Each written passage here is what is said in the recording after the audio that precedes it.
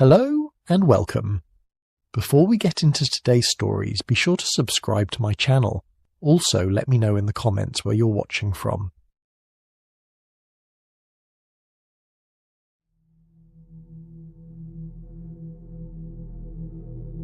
A local woman was walking through the trees in the forest when she saw something that stopped her cold. A body, face down in the stream, tangled between rocks, partially hidden under a black plastic sheet. The figure was nearly naked, pale against the dark water with just scraps of clothing nearby. She didn't wait to look twice. Shaking, she reached for her phone and called the authorities. Minutes later, police officers arrived and secured the area. What they found confirmed her worst fears. The clothing at the scene matched a woman who'd been missing for 5 days, 57-year-old Nicole Weisskopf, a Swiss national. One of her shoes hung oddly from a tree branch, swaying in the humid breeze. The body, bloated and discoloured, told a grim story. Forensics estimated she had been dead for at least 3 days. Cause of death: drowning. But how had she ended up here? Alone, stripped, hidden. Nicole was supposed to be on holiday in Phuket. Instead, her body lay discarded in the jungle, and the clock was now ticking for detectives to find her killer. 5 days before her body was found, Nicole was seen alive for the very last time. It was July 3rd, 2021. Surveillance cameras in Phuket caught her walking alone along the road, heading toward the waterfall. She moved calmly, dressed for a day out, unaware she was being recorded in what would become her final moments on Earth. Nicole was a respected deputy protocol chief for the Swiss Federal Assembly. She had spent decades working in high-level government roles, travelling the world, and was known for her poise and precision. At home in Germany, she had a husband and children who adored her. To them, Nicole was the centre of the family, steady and reliable, and when she promised to call, she always did. So when her messages stopped, panic set in quickly. That morning, she had set out to explore, leaving behind her suitcase, clothes, and toiletries in her hotel room. Her phone, wallet, and keys went with her. It looked like a simple excursion, one she intended to return from. But as the hours passed, her family realised something was terribly wrong. Calls went unanswered, messages stayed unread. By evening, dread had taken hold. Nicole's husband reached out across continents to the Thai authorities, reporting her missing. Hotel staff confirmed she had not returned all day. Police moved quickly, combing through surveillance footage, and that's when they saw him. A man on a motorbike circling the forest roads near the waterfall. His timing was too close to Nicole's movements to be ignored. Who was he? A witness? A passerby? Or something far worse? For now, no one knew, but the silence around Nicole was growing heavier. Her family, thousands of miles away, waited in agony, and in Phuket, rumours spread like wildfire. A foreign woman had vanished into the jungle. The search for Nicole was on. The days after Nicole's disappearance felt endless. Police, hotel staff, tourists and locals all joined the search. They swept through the winding streets of Phuket, checked rivers, and trekked into the dense jungle. Flyers went up. Questions spread through the island. But no trace of Nicole appeared. Her family called daily, desperate for news. Each hour that passed without answers tightened the knot of fear in their chests. Nicole wasn't the type to simply vanish. She was disciplined, organised, and always in touch. Silence from her meant danger. 5 days into the search, the optimism faded. Even the volunteers began to lose hope.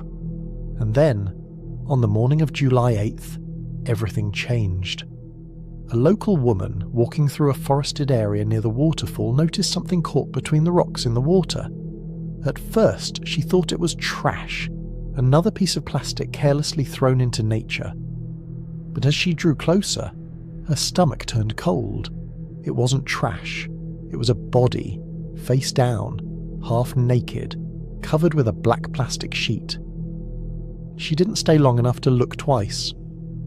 With shaking hands, she dialed the police. Within minutes, officers were on the scene. They pushed back onlookers, sealed off the area, and began photographing what they already suspected. Several items scattered nearby confirmed their fears. The clothing matched Nicole's last known outfit. One of her trainers dangled unnaturally from a tree branch. Forensics worked quickly. The body had been in the water for several days. Signs of drowning were clear. This was no accident. No tragic slip at a waterfall. Nicole had been attacked. Her disappearance was now a murder investigation. The island's prime minister called for urgency, demanding answers before Phuket's fragile tourism industry collapsed under the weight of fear. Reporters swarmed. Locals whispered. Tourists packed their bags early, and police already had one lead: the man on the motorbike. Detectives knew time was against them. A murdered tourist, a high-ranking Swiss official, and an island already reeling from the pandemic. Failure to solve this case quickly wasn't an option. They began combing through every camera along road and the trails leading to the waterfall. One face kept appearing. A young man on a motorbike circling the forest at the same time Nicole walked by. His license plate was clear, his movements suspicious. Investigators traced the bike to a 27-year-old local man named Thawatchai, Bank Thotip, unemployed, once a technician and part-time kickboxer, now scraping by after losing work during the pandemic. When police arrived at his home, they didn't need long to see red flags. Cuts and bruises covered his body, fresh wounds, as if from a struggle. He looked uneasy. They brought him in. At first, he denied everything. He claimed he had been in the area collecting exotic plants to sell at market, but under pressure, he broke. The story that spilled out was as disturbing as it was senseless. He admitted he had spotted Nicole near the stream, bathing her feet in the cool water. Desire overtook him. He attacked, grabbing her from behind, choking her as she fought back. She scratched and struggled, leaving his body covered in marks. But he forced her under the water until she stopped moving. When it was over, he stripped her, covered her body with a plastic sheet, and fled. The money he stole, barely $9, was gone within hours, spent on juice and drugs. By the end of the interrogation, he sat silent, his confession recorded, the evidence undeniable. The hunt for Nicole's killer was over. The judges rejected his defense and handed down the ultimate sentence: death. Later, it was reduced to life in prison. For Nicole's family, justice felt hollow. The Thai government offered them compensation: 1 million baht, about $30,000. Smoke poured out of the massive mansion like something out of a movie. But this wasn't a movie. It was real. A man lay motionless on the front lawn, the house behind him fully engulfed in flames. By the time firefighters made it inside, there were 3 more bodies waiting for them. A family of 4, gone. Where? Willowbrook Lane, Willowbrook Road.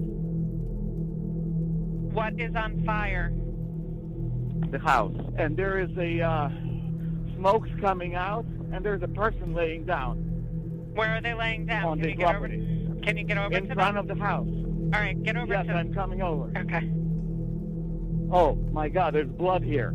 It's a corpse. It's what? It's dead. What's dead?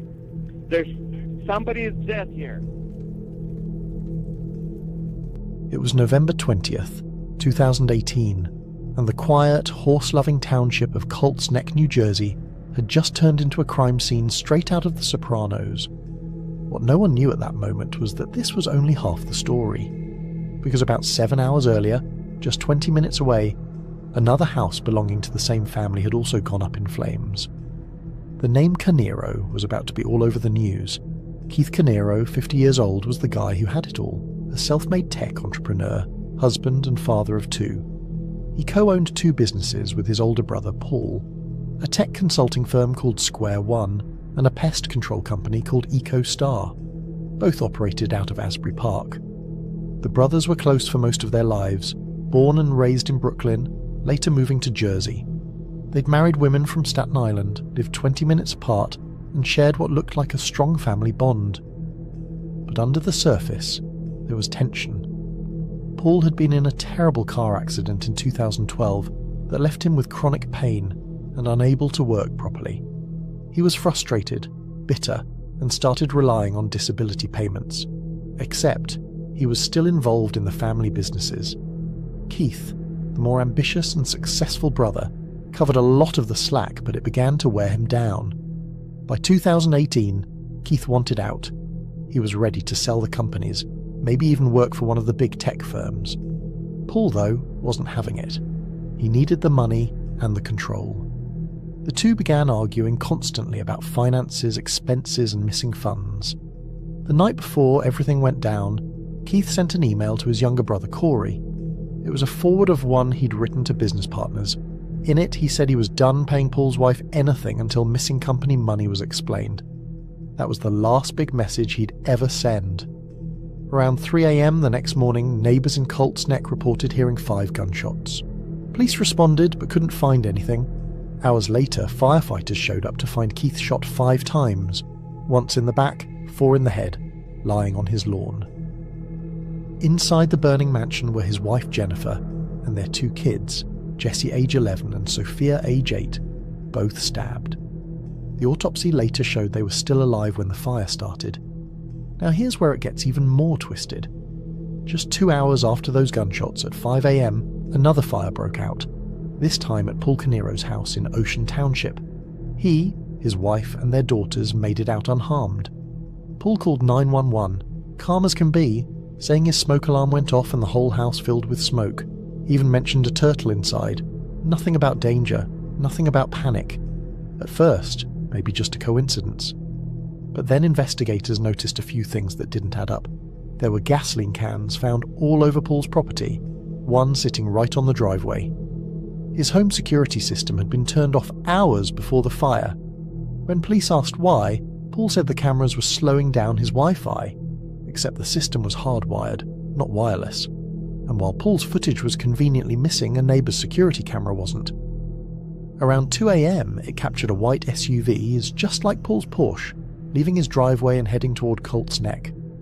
2 hours later, the same SUV came back. Inside Paul's house, detectives found gun parts, a silencer, and ammunition that matched the shell casings at Keith's murder scene. Same brand, same head stamp. In a melted plastic container near the fire's origin, they found bloody clothes. The blood matched 8-year-old Sophia Canero. That's when it all clicked for investigators. The double house fires weren't bad luck. They were connected. The first was murder. The second was a cover-up. A few days later, Paul was arrested and charged with 4 counts of murder, arson and weapons charges. Prosecutors said he shot and killed his brother outside the mansion, murdered his sister-in-law and their children, then set the house on fire to destroy evidence.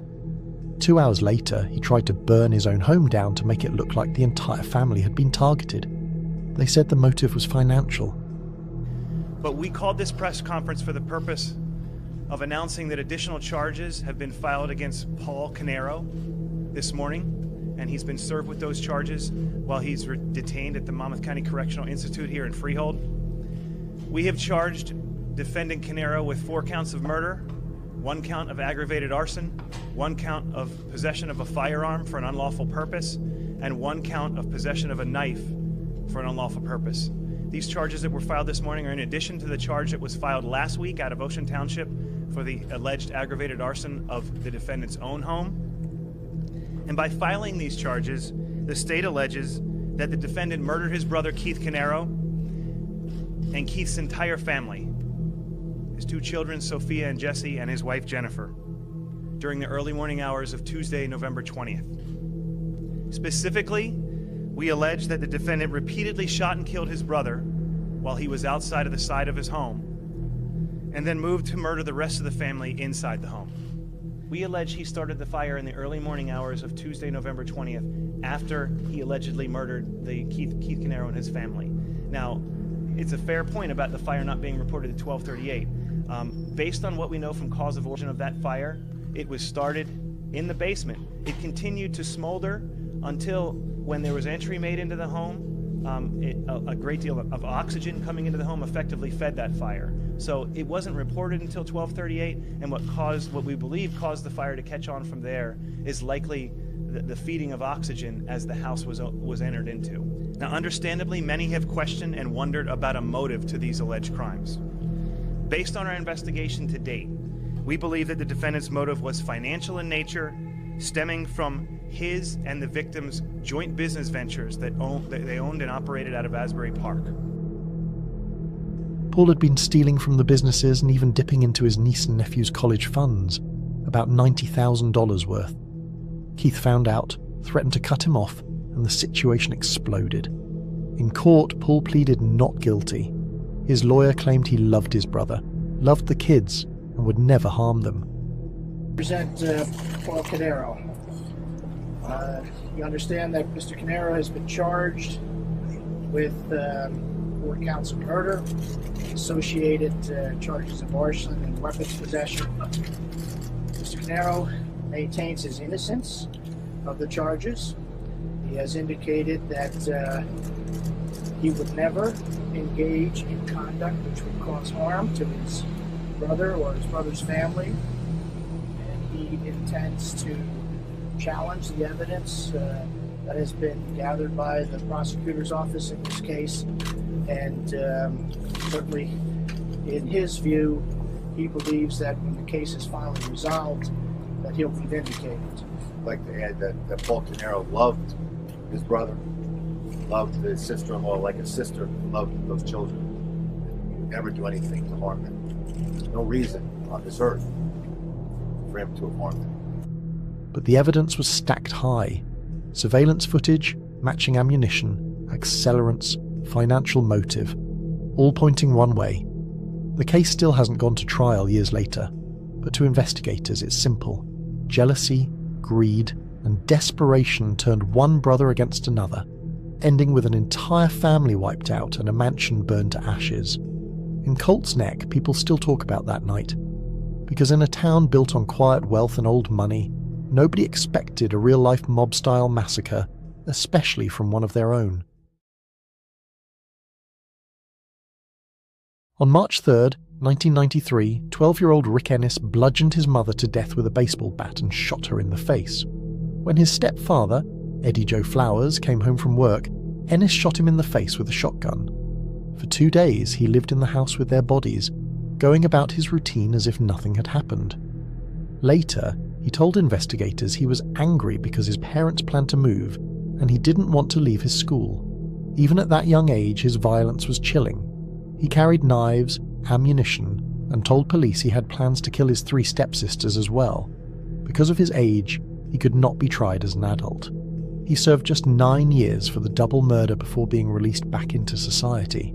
No one could have predicted that years later, Andis would once again be linked to another horrific crime. Fast forward to June 10th, 2006. In Auburn, Alabama, 24-year-old Lori Slasinski made plans for a girls' night with her best friend Lindsay Braun. She called around 6:30 p.m. to say she'd stop at the store first, then head over, but she never arrived. The next day, Lindsay grew worried. Lori didn't return her calls. By Monday, when Lori failed to show up for work at the East Alabama Mental Health Center, alarm bells went off. Lori was dependable, never careless about her job. By Tuesday, June 13th, Lindsay and another co-worker drove to Lori's trailer. They found the front door unlocked. The air conditioner hummed. Lori's beloved dog, Peanut, sat in his crate, clean and well fed, as though someone had been tending to him, despite Lori being gone. But something felt wrong. The rugs Lori had laid in her kitchen so Peanut wouldn't walk on the tile were missing. So was her outside trash can. That same day, Lori's mother Arlene got a call from Lori's workplace. Her daughter had missed 2 days in a row. Arlene rushed from work to Auburn. Entering the trailer, she noticed the door ajar, the bed neatly made, but no Lori. The car was missing, along with the kitchen rugs, a pillow from the couch, a Galileo thermometer, a green trash can, and even the phone cord from her landline. Arlene's heart sank. She reported her daughter missing. Police entered Lori's trailer and immediately found unsettling clues. There were signs of a struggle, scuff marks on the wall, semen on Lori's bedsheet, traces of blood on the doorknob, a bent coat hanger, and a single golden hoop earring. Surveillance footage placed Lori at a Walmart earlier on June 10th, the last confirmed sighting of her alive. Then, on June 14th, just 4 days after she vanished, at 4:40 a.m., Laurie's car was found engulfed in flames on an abandoned path near the bowling alley where Rick Ennis once worked. A gas can was discovered nearby, along with a hand-rolled cigarette. Laurie was not inside. The case shifted immediately from a missing person to suspected homicide. That same day, Laurie's mother Arlene received a call from 25-year-old Rick Ennis, one of Laurie's friends. He suggested Laurie had gone off to make a drug deal. It didn't make sense. Arlene knew Rick. Laurie had even brought him home for Christmas in 2005 because he had no family. She doubted Laurie would ever deal drugs. Still, police listened. Ennis claimed he and Laurie grew marijuana together, and she might have been dealing with shady people, but investigators found no evidence of drug activity in Laurie's home. More troubling, Ennis had scratches all over his arms and hands. He said they were from his dog. Then Lindsay told investigators something that made them suspicious. On the last phone call she'd had with Laurie the night she disappeared, she distinctly heard Ennis's voice in the background, and she remembered Laurie telling her recently about a love letter Ennis had written, one she didn't return his feelings for. Laurie had planned to talk to him about it. The picture darkened. Rejection, obsession, and opportunity. As suspicions mounted, investigators dug into Ennis's background. What they found shocked them. This wasn't just a lonely man with an unrequited crush. This was the same boy who, at 12 years old, had brutally murdered his mother and stepfather. The boy who told officers without hesitation, "I killed them both." Though he'd served 9 years, he'd been released, moved to Auburn, and integrated himself back into society. Laurie met him at the bowling alley where he worked. She'd felt sorry for him, even inviting him to her family's home for the holidays. But behind his soft-spoken exterior, a history of violence lingered. After Laurie's disappearance, Ennis soon left Auburn and moved to Huntsville. There, he shared an apartment with Abram Sissons. Abram noticed Ennis brought rugs with him, which he claimed were a gift from Laurie. He also kept a Galileo thermometer, the same kind missing from Laurie's home. Ennis even told Abram he had been in love with a woman in Auburn who disappeared without a trace. Abram dismissed it, until he learned of Ennis's violent past. Horrified, Abram kicked him out. The police later recovered one of the rugs stained with Ennis's blood. Still, there wasn't enough evidence to charge him. Laurie's case went cold. A decade passed. In 2016, a special agent with the Alabama Bureau of Investigation launched a cold case unit. Laurie's file was his first priority. His team reopened evidence, sent items for new forensic testing, and re-interviewed witnesses. Ennis remained the prime suspect, but still, they lacked the smoking gun. Then Agent J.W. Barnes uncovered something shocking, an envelope of evidence that had sat unopened for 10 years. Inside were the long-forgotten results of lab tests from 2006. The DNA was clear. Semen found on Laurie's bedsheet and blood on her doorframe both belonged to Rick Ennis. On August 6, 2018, his 38th birthday, US Marshals arrested Rick Ennis at his home in Pilot, Virginia. He was living with his fiancée, a school librarian, and working for a portable structures company. The charges: 2 counts of capital murder. COVID delayed the trial, but it finally began in April 2022. The prosecution presented the DNA evidence. The defense claimed the encounters with Laurie had been consensual and accused police of planting evidence. But testimony from 2 witnesses further weakened Ennis's story.